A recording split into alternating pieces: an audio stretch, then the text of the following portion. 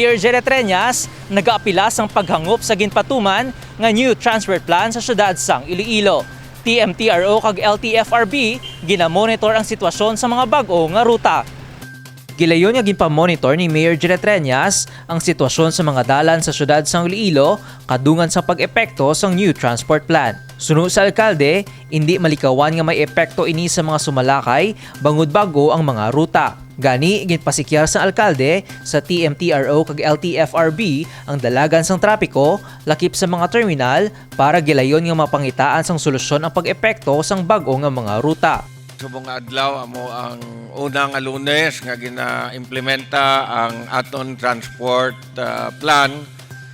Madamo nga areas nga nagalikramo kay kulang ang salakyan. Si Jack Conlo kag LTFRB ara dira sa ground subong ginatan-aw nila para ma-monitor kung ano ang kinahanglan nga obrahon para nga masulbar ang ini nga problema. Angot sini nag-aapilas ang paghangop si Mayor Treñas sa publiko ilabi na sa mga drivers kag mga sumalakay nga kung mahimo hatagan sang tsansa ang bag-o nga ruta nga luyag ipatuman sang national government. Nahibaluan ang new and rationalized routes ang gin-implementar pinaagi sa DILG, LTFRB kag LTO. Hatagan ta anay sang jutay nga pasensya kay gina fine-tune pa ini nga mga plano para nga mapapos para sa aton pumuluyo. Programa ni sang national government paagi sa DILG, sa LTFRB, sa LTO nga gin-implement sa local government.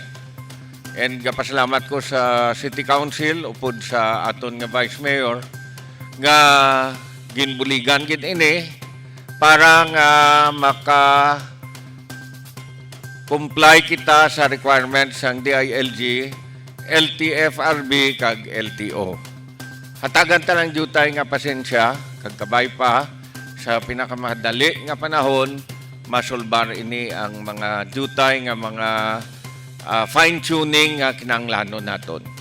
Katuyuan sang bag-o nga mga ruta nga maserbisyohan ang mas madamo nga publiko kag makalaga sa pagbago kag modernisasyon ang isa ka lugar. Michael Angelo Sarate para sa Level Up Patrol.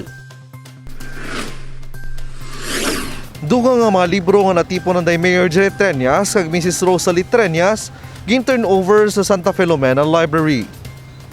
Dako pagpasalamat sa nagabug-os ang Santa Filomena Library sa distrito sang Arevalo sa dugang nga libro nga gindonar sa ila. Sang damlag lang, gipaunahan ni Mayor Jerry Treñas ang turnover sa mga libro nga gintinguhaan matipon sang iya asawa nga si Rosalie Treñas. Madamo gid nga salamat, especially subong nga nakabaton kita sang libro from the wife of our Honorable City Mayor, Ma'am Rosalie Treñas. Madamo gid nga salamat sa donations niyo subong, ma'am. Magluwas kanay Mayor Treñas ang Mrs. Rosalie Treñas, pila man ka mga grupo ang nagpatigayon sang book donation drive para mahatag sa mga library sang syudad. Ang total books na donation sa Santa Filomena District Library is mga 300 plus na. So ang damo nga nag-donate sang aton nga mga books is ang Sigma Rho Cares kag ang ilang nga partner nga Demolay man. Mostly nga gin-donate is mga children's book kay sa dalom kita sang daycare center sa Santa Filomena. So ang ilang nga gin-donate is nga mostly gin-donate is ang mga children's book kag mga toys, mga pre-love toys. Sa karon, wala pa opisyal nga nagbukas ang Santa Filomena Library apang nagabaton sila sa mga estudyante nga luyag magamit sang pasilidad. Sang nagligad nga semana, naplastar naman ang mga bago nga pulungkuan kag lamesa. Wala pa ta nag-officially gid nga open, pero nag-open na kami sa mga study sang kahapon, asang Monday, nag-start na kita accept sa mga review kay may ara na kita nga mga chairs and tables. Sa masunod nga semana, ginalauman ang pag-abot sa mga desktop computers nga mahimo magamit sa mga estudyante sa Santa Filomena Library sa distrito sang Arevalo. Kevin Patrick Casipe para sa Level Up Patrol.